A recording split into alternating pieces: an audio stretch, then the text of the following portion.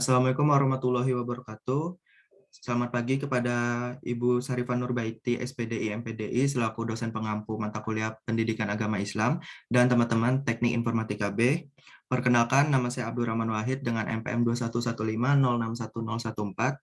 Di sini saya sebagai moderator yang akan memandu jalannya presentasi dari kelompok 5 mengenai materi prophetic parenting.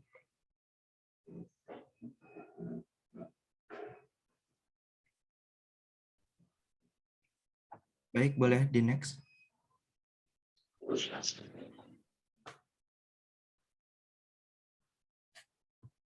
Di sini saya tidak sendiri, saya ditemani oleh teman-teman dari kelompok 5. Yang pertama ada saya sendiri, kemudian ada Muhammad Irfan Sinado, kemudian ada Rodiati Mardiah, selanjutnya ada Jonathan Ilyasa, dan yang terakhir ada Salma Atanabila.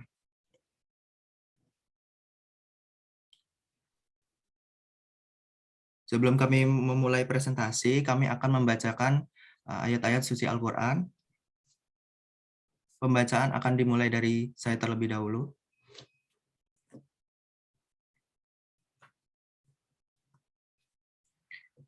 Saya akan membacakan surat An-Nisa ayat 1.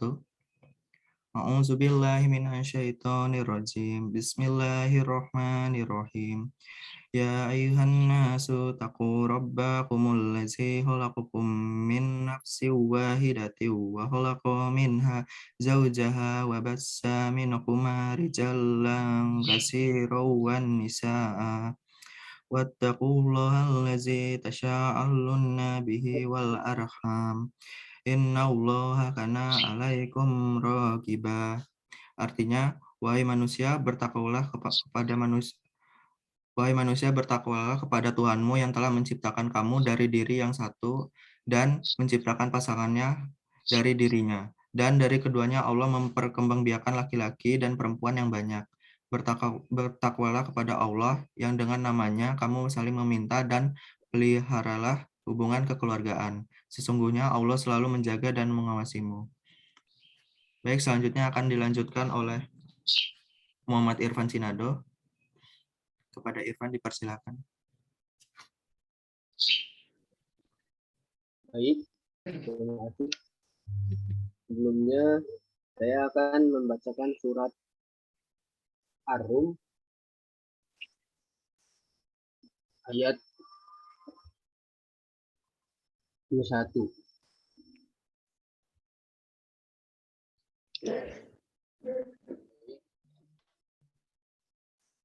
A'udzubillahi minasyaitonirrajim. Bismillahirrahmanirrahim.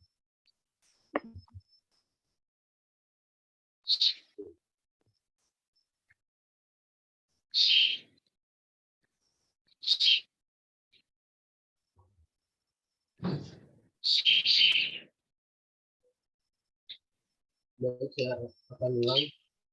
A'udzubillahi minasyaitonirrajim. Bismillahirrahmanirrahim. ومن آياته أن خلق لكم من أنفسكم أزواجا لتسكنوا إليها وجعل بينكم مودة ورحمة إن في ذلك لآيات لقوم يتفكرون. Yang artinya, dan di antara tanda-tanda kebesarannya ialah Dia menciptakan pasangan untukmu dari jenismu sendiri agar kamu cenderung dan merasa tentram kepadanya, dan Dia menjadikan di antaramu rasa kasih dan sayang. Dan dari saya akan saya kembalikan ke moderator. Baik, terima kasih kepada Irfan. Selanjutnya pembacaan ayat suci Al-Quran oleh Jonathan Ilyasa. Kepada Jonathan dipersilakan. Baik, terima kasih. Di sini saya akan membacakan surah An-Nur ayat 32. A'udzu billahi minasyaitonir rajim. Bismillahirrahmanirrahim. Wa ankihul ayyama minkum والصالحين من عبادكم وإمائكم إن يكونوا فقراء يغنيهم الله من فضله والله واسع alim. Yang artinya, dan kawinlah orang-orang yang sendirian di antara kamu dan orang-orang yang layak berkawin dan hamba-hamba sahayamu yang lelaki dan hamba-hamba sahayamu yang perempuan. Jika mereka miskin, Allah akan memampukan mereka dengan karunia-Nya, dan Allah Maha Luas pemberiannya lagi Maha mengetahui. Sekian saya kembalikan kepada moderator. Baik, terima kasih. Selanjutnya pembacaan ayat suci Al-Quran oleh Rodiati Mardiah. Kepada Rodiati dipersilakan. Baik, terima kasih. Untuk selanjutnya di sini saya akan membacakan surat Az-Zariyat ayat 49. A'udzubillahi minasyaitonirrajim. Bismillahirrahmanirrahim. Wa min kulli syai'in khalaqna zawjaini la'allakum tadhakkarun. Yang artinya, dan segala sesuatu kami ciptakan berpasang-pasangan agar kamu mengingat kebesaran Allah. Sekian dari saya kembalikan pada moderator. Baik, terima kasih. Selanjutnya, pembacaan ayat suci Al-Quran oleh Salma Atta. Kepada Salma dipersilakan. Assalamualaikum warahmatullahi wabarakatuh. Surah Al-Fatir, Surah Fatir ayat 11. Bismillahirrahmanirrahim. Wallahu khalaqakum min turabin summa min nutfatin summa ja'alakum azwaja wa ma tahmilu min unsa la tadri illa bi ilmi wa ma yu'ammaru min mu'ammarin wa la yunsaku min amrihi illa fi kitab inna zalika 'ala Allahi yasir. Yang artinya, dan Allah menciptakan kamu dari tanah, kemudian dari air mani. Kemudian Dia menjadikan kamu berpasangan laki-laki dan perempuan. Tidak ada seseorang perempuan pun yang mengandung dan melahirkan, melainkan dari sepengetahuannya. Dan tidak dipanjangkan umur seseorang dan tidak boleh dikurangi umurnya, melainkan sudah ditetapkan dalam kitab Lauhul Mahfuz. Sungguh yang demikian itu mudah bagi Allah. Saya kembalikan kepada moderator. Baik, terima kasih. Untuk mempersingkat waktu, kami akan langsung masuk ke materi tentang prophetic parenting. Boleh di next.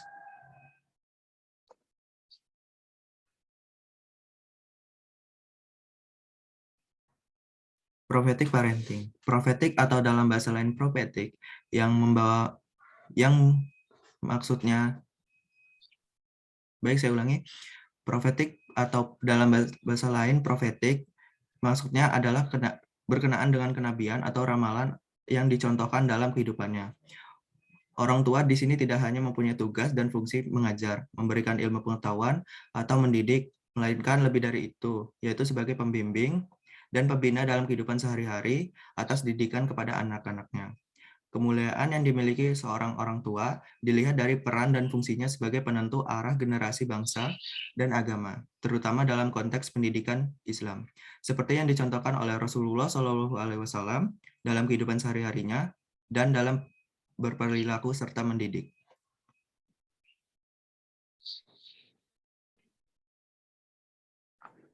Boleh di next.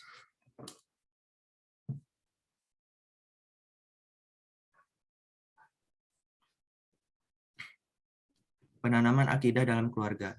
Akidah secara bahasa berasal dari kata al-aqdu yang berarti ikatan, atau siku yang berarti kepercayaan atau keyakinan yang kuat. Alih kamu yang berarti mengokohkan, dan aroh batu bikuah yang berarti mengikat dengan kuat.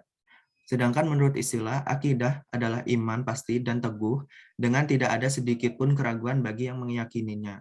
Jadi, akidah Islam ini adalah Jadi akidah Islam ini adalah keimanan yang teguh dan pasti kepada Allah Subhanahu wa taala dengan melaksanakan segala bentuk kewajiban, bertauhid dan taat kepada 6 rukun iman serta mengimani apa yang telah menjadi hukum-hukum syariat yang telah ditetapkan oleh Al-Qur'an, As-Sunnah dan Ijma.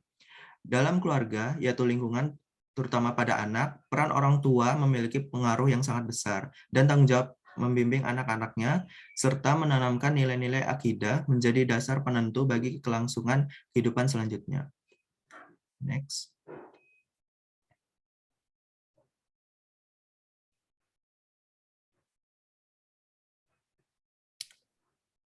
Keluarga berperan sebagai faktor pelaksana dalam mewujudkan nilai-nilai keyakinan dan persepsi budaya sebuah masyarakat. Sebagaimana Allah Subhanahu wa taala dalam surat At-Tahrim ayat 6 yang artinya, hai orang-orang yang beriman, peliharalah dirimu dan keluargamu dari api neraka yang bahan bakarnya adalah manusia dan batu. Penjaganya malaikat-malaikat yang kasar, keras dan tidak mendurhakai Allah terhadap apa yang diperintahkannya kepada mereka dan mengerjakan apa yang diperintahkan. Metode ini bisa dilakukan ialah dengan pembiasaan akidah yang baik terhadap anak, memberikan contoh akidah yang baik, pengenalan bagaimana akidah yang baik itu kepada anak, nasihat jika atau apa yang dilakukan anak itu, serta pengawasan agar tidak terjerumus ke jalan yang salah. Baik, materi selanjutnya akan disampaikan oleh Muhammad Irfan Sinado. Kepada Irfan, dipersilakan.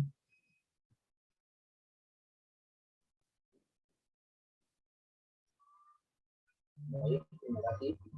Atas selanjutnya, mendidik akhlak keluarga bersama Rasul.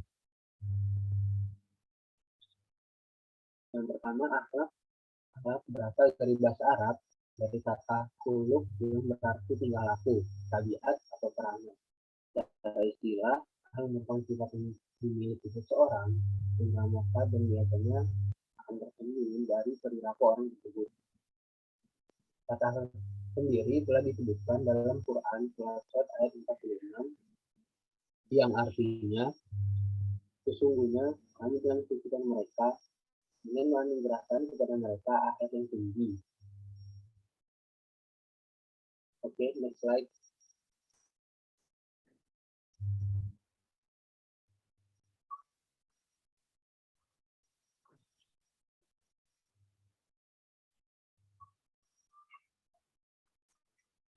Selanjutnya akhlak istri terhadap suami. Orang istri harusnya memiliki akhlak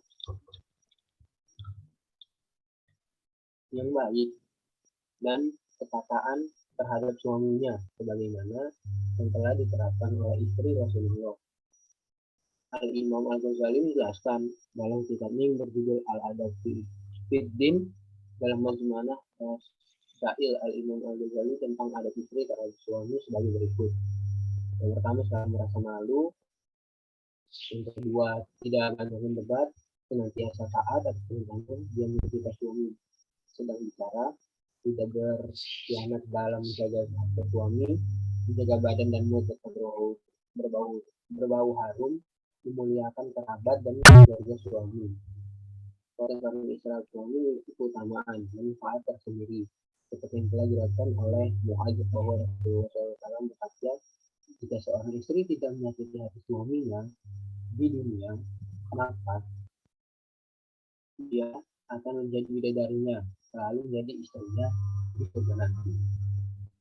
Selanjutnya, akhlak suami terhadap istri.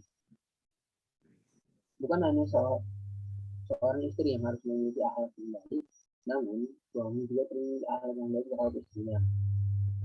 Dari Abu Hurairah radhiyallahu anhu bahwa Nabi SAW bersabda, yang artinya orang mukmin yang paling sempurna imannya adalah orang yang paling baik akhlaknya, dan sebaik-baiknya kamu adalah orang yang paling baik kepada istrinya.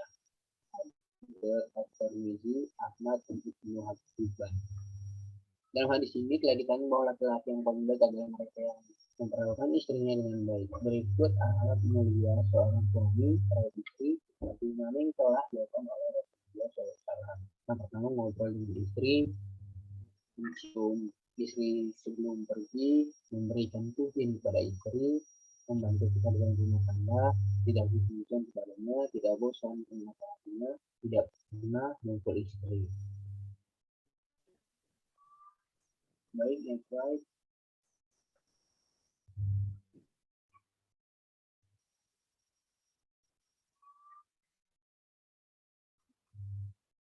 Hal-hal tersebut telah diterapkan sendiri oleh Rasulullah sebagaimana telah dijelaskan dalam hadis riwayat Tirmizi yang dinyatakan oleh Hasan oleh Syekh Al-Albani, yang artinya adalah hendaknya kalian berwasiat yang baik kepada para istri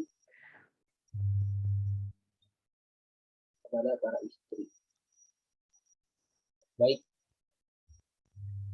untuk materi selanjutnya akan saya serahkan pada rekan saya. Terima kasih.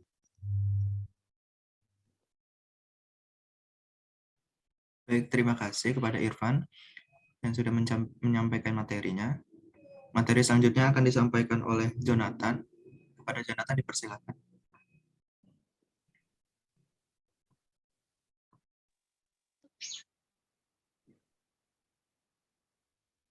Keluarga sakinah, mawaddah, warahmah. Konsep sakinah, mawaddah, dan warahmah dalam Al-Quran dan tafsirnya, dalam pandangan Al-Quran, salah satu tujuan pernikahan adalah untuk menciptakan sakinah, mawaddah, dan warahmah antara suami, istri, dan anak-anaknya. Hal ini telah ditegaskan dalam Quran Surah Al-Rum ayat 21. Wa min ayatihi anna khalaqalakum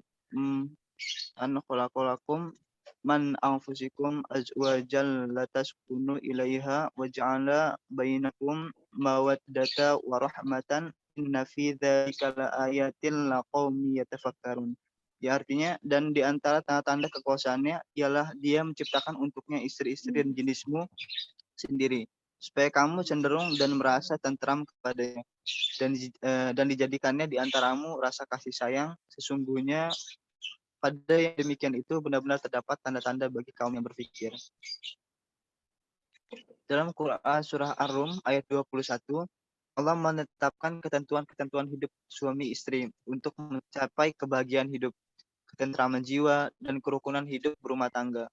Apabila hal itu belum tercapai, mereka semestinya mengadakan introspeksi terhadap diri mereka sendiri, meneliti apa yang belum dapat mereka lakukan, serta kesalahan-kesalahan yang telah mereka perbuat. Kemudian mereka menetapkan cara yang paling baik untuk berdamai dan memenuhi kekurangan tersebut, sesuai dengan ketentuan-ketentuan Allah, sehingga tujuan perkawinan yang diharapkan tercapai, yaitu ketenangan, saling mencintai, dan kasih sayang. Kemudian satu, sakinah dalam kamus bahasa Arab berarti al-waqar, at-tumainah, dan al-mahabbah, yang artinya ketenangan hati, ketentraman, dan kenyamanan. Dalam kamus bahasa Indonesia adalah kedamaian, ketentraman, ketenangan, dan kebahagiaan. Secara etimologi, sakinah adalah ketenangan, kedamaian dari akar dari kata sakana, menjadi terang, damai, mereka hening dan tinggal. Keluarga sakinah adalah keluarga yang tenang dan tentram, rukun dan damai. Dalam keluarga itu terjalin hubungan mesra dan harmonis di antara semua anggota keluarga dengan penuh kelembutan dan kasih sayang. Hadis riwayat Ad-Dalami dari Anas menyatakan, tatkala Allah menghendaki anggota keluarganya menjadi baik, maka dia memahamkan mereka tentang agama. Mereka saling menghargai yang muda, menghormati yang tua, dia memberikan rezeki dalam kehidupan mereka, hemat dalam perbelanjaan mereka, dan mereka saling menyadari kekurangan-kekurangan lantas mereka memperbaikinya. Dan apabila dia menghendaki sebaliknya, maka dia meninggalkan mereka dalam keadaan merana. Dapat mengetahui bahwa keluarga yang baik atau sakinah itu memiliki tanda-tanda. Yang pertama, paham dan taat dalam beragama. Kedua, harmonis, saling menghormati. Yang muda menghormati yang tua. Tersedia rezeki dalam kehidupan mereka.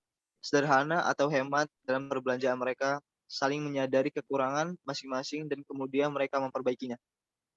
Kalau tidak adanya sakinah dalam keluarga, maka persoalan yang terjadi di keluarga akan terus terjadi tanpa ada solusi yang baik dari keduanya karena tidak ada ketenangan dalam berpikir. Dan disinilah pentingnya sakinah di dalam keluarga. Dengan adanya ketenangan dan ketentraman di dalam keluarga, maka keluarga tersebut akan jauh dari adanya pertengkaran. Kalaupun mereka akan mudah menyelesaikannya, dikarenakan pikiran yang tenang dan jernih akan dapat menghasilkan solusi yang baik bagi keluarga. Kalau tidak adanya sakinah dalam keluarga, maka persoalan yang terjadi di keluarga akan terus menjadi tanpa ada solusi yang baik dan dari keduanya, karena tidak ada ketenangan di dalam berpikir, dan disinilah pentingnya sakinah dalam keluarga. Terima kasih, saya kembalikan kepada moderator.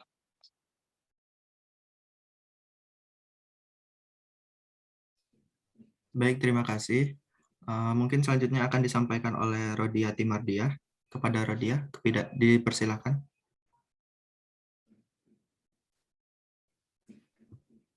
Baik, saya akan melanjutkan. Yang kedua yaitu mawadah. Berasal dari bahasa Arab, dari kata wadda, yawad duma waddatan, yang berarti kasih sayang.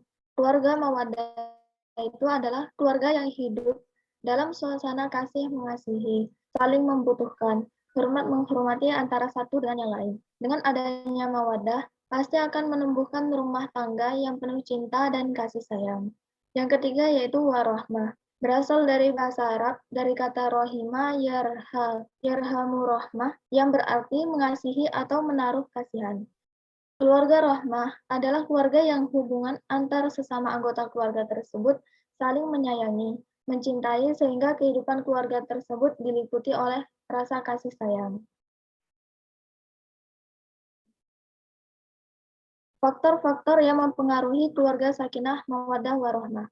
Satu faktor utama, yaitu yang pertama memahami hak suami terhadap istri dan kewajiban istri terhadap suami. Yang kedua memahami hak istri terhadap suami dan kewajiban suami terhadap istri. Kemudian faktor penunjang, yaitu yang pertama berupa realistis dalam kehidupan berkeluarga. Kemudian realistis dalam pendidikan anak. Dan yang ketiga itu faktor pemeliharaan, yaitu berupa meningkatkan kebersamaan dalam berbagai aktivitas. Kedua, menghidupkan suasana komunikatif dan dialogis. Ketiga, menghidupkan hal-hal yang dapat meningkatkan kemesraan antara suami dan istri, keluarga yang baik dalam sikap, penampilan, maupun perilaku. Terima kasih, saya kembalikan pada moderator. Baik, terima kasih. Mungkin materi selanjutnya bisa disampaikan oleh Salma Atanabila. Kepada Salma, dipersilakan. Akhlak yang dicontohkan oleh Rasulullah SAW dalam berkeluarga. Kehidupan rumah tangga merupakan tanggung jawab yang besar baik untuk suami, istri, maupun anak-anak. Kita semua pastinya menginginkan rumah tangga yang sakinah, mawadah, warahmah seperti kehidupan rumah tangga Nabi. Rasulullah telah mencontohkan bagaimana rumah tangga yang sakinah, mawadah, warahmah berdasarkan implementasi dari ayat-ayat Al-Quran yang terkait dengan kehidupan rumah tangga. Dalam suatu hadis yang dijelaskan oleh Anas bin Malik yang telah berkhidmat bersama Rasulullah SAW selama 10 tahun telah mengatakan tidak ada orang yang lebih baik dan sayang kepada keluarganya selain Rasulullah SAW. Berakhlakul karimah merupakan kewajiban setiap muslim. Dalam suatu hadis dijelaskan yang artinya, sesungguhnya aku diutus hanya untuk menyempurnakan kemuliaan akhlak. Hadis riwayat Al-Baihaqi dari Abdul Hurairah radhiyallahu anhu. Jadi Rasulullah menjadi contoh dalam berkeluarga baik kaum muslimin saat ini. Berikut ini beberapa akhlak yang dicontohkan oleh Rasulullah SAW. Yang pertama, qanaah. Qanaah ini memiliki pengertian merasa berkecukupan. Dalam hal ini Rasulullah selalu merasa cukup dengan apa yang telah diberikan oleh Allah Subhanahu wa taala. Beliau selalu bersyukur dan tidak mengharapkan sesuatu yang lebih. 2, pemimpin yang baik. Setiap orang pasti akan menjadi pemimpin. Baik itu pemimpin untuk suatu kelompok tertentu maupun pemimpin bagi dirinya sendiri. Dalam kehidupan berkeluarga terdapat kepala keluarga yaitu ayah. Dalam hal ini kita dapat mencontoh sikap Nabi dalam mengayomi bahtera rumah tangganya dengan menjadi pemimpin yang baik, adil, serta dapat meramut keluarganya. Yang ketiga, sayang terhadap keluarga. Sebagaimana dijelaskan dalam hadis di atas bahwa selama 10 tahun Anas bin Malik bekerja kepada Nabi. Dia mengatakan tidak ada yang lebih baik dan sayang kepada keluarganya selain Rasulullah SAW. Yang keempat, mandiri. Nabi Muhammad SAW merupakan seseorang yang mandiri. Hal itu terbukti ketika Nabi mengesol sepatunya sendiri, memerah kambingnya, serta menambal pakaiannya sendiri. Dalam kehidupan berumah tangga, pasti kita akan memerlukan bantuan anggota keluarga lain. Namun bukan berarti kita harus mengandalkan orang lain. Sebagaimana dalam rumah tangga, meskipun ada istri, bukan berarti suami tidak boleh mencuci pakaiannya sendiri. Di sisi lain, hal itu tentu juga meringankan pekerjaan istri, begitupun sebaliknya. Sekian dari saya kembalikan kepada moderator. Baik, terima kasih kepada Salma Atanabila yang sudah menyampaikan materinya. Sekian presentasi dari kelompok kami. Mohon maaf apabila terdapat kesalahan ataupun kekurangan dalam penyampaian materi. Saya akhiri. Wassalamualaikum warahmatullahi wabarakatuh.